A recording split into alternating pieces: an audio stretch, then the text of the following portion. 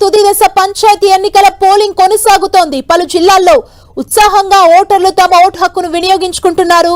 చలి తీవ్రతతో తొలి గంటలో ఓ మోస్తరు ఓటింగ్ నమోదైంది. ప్రస్తుతం పెద్ద సంఖ్యలో ఓటర్లు పోలింగ్ కేంద్రాల ముందు బారులు తీరారు.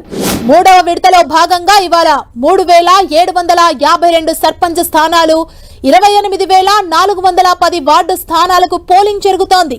మధ్యాహ్నం 1 గంట వరకు పోలింగ్ కొనసాగనుంది. మధ్యాహ్నం 2 గంటలకు ఓట్ల లెక్కింపు ప్రారంభిస్తారు.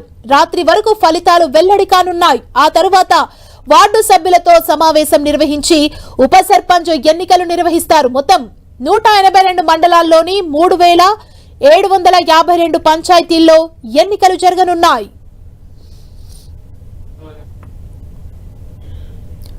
పోలింగ్ కి సంబంధించి మరింత సమాచారాన్ని మా ప్రతినిధి సతీష్ మనకు అందిస్తారు. కరీంనగర్ నుంచి సతీష్. సుమా, ఉదయం 7 గంటలకు పోలింగ్ ప్రారంభమైంది. 2 గంటలు కావస్తుంది. ఓటర్లంతా కూడా పెద్ద ఎత్తున తమ ఓటు హక్కు వినియోగించుకునేందుకు పోలింగ్ కేంద్రాలకు తరలి వస్తున్నారు. ఈరోజు ఉమ్మడి కరీంనగర్ జిల్లా పరిధిలో గ్రామ పంచాయతీ తుది విడత ఎన్నికలు జరుగుతున్నాయి. ఇప్పటికీ 2 దఫాలు ఎన్నికలు పూర్తి కావడంతో 3వ విడత ఎన్నికలు జరుగుతున్నాయి. ఈ నేపథ్యంలో ఉమ్మడి జిల్లా వ్యాప్తంగా 387 గ్రామ పంచాయతీలకు ఈ రోజు ఎన్నికలు జరుగుతున్నాయి. కరీంనగర్లో 108 గ్రామ పంచాయతీలకు, జగిత్యాల జిల్లాలో 113, అదేవిధంగా పెద్దపల్లి జిల్లా పరిధిలో 85 గ్రామ పంచాయతీలకు, సిరిసిల్లలో 81 గ్రామ పంచాయతీలకు, మొత్తంగా 387 గ్రామ పంచాయతీలకు ఈరోజు ఎన్నికలు జరుగుతున్నాయి.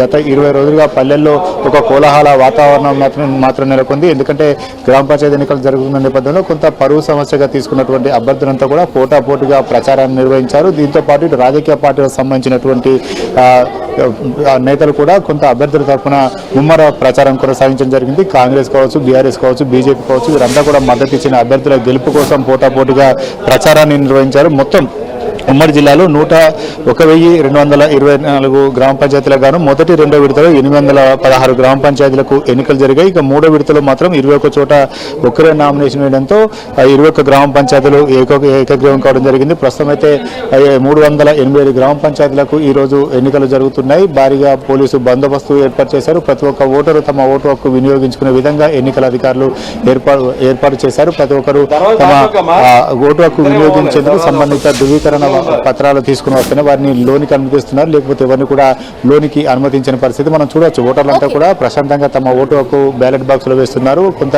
అభ్యర్థులు కూడా కొంత టెన్షన్ పడుతున్నటువంటి పరిస్థితి. ఓటర్ తీర్పు ఎలా ఉండబోతుందనేది మాత్రం కొంత ఆసక్తికరంగా మారిందని చెప్పుకోవచ్చు. చాలా మంది తమ భౌతికం ఎలా ఉండబోతుందనేది సర్పంచ్ అభ్యర్థులతో పాటు వార్డు మెంబర్ అభ్యర్థులు కూడా ఎదురు చూస్తున్నారు. ఈ రోజు సాయంత్రం 7 గంటల వరకు తుది ఫలితాలు వెల్లడే అవకాశం కనిపిస్తుంది.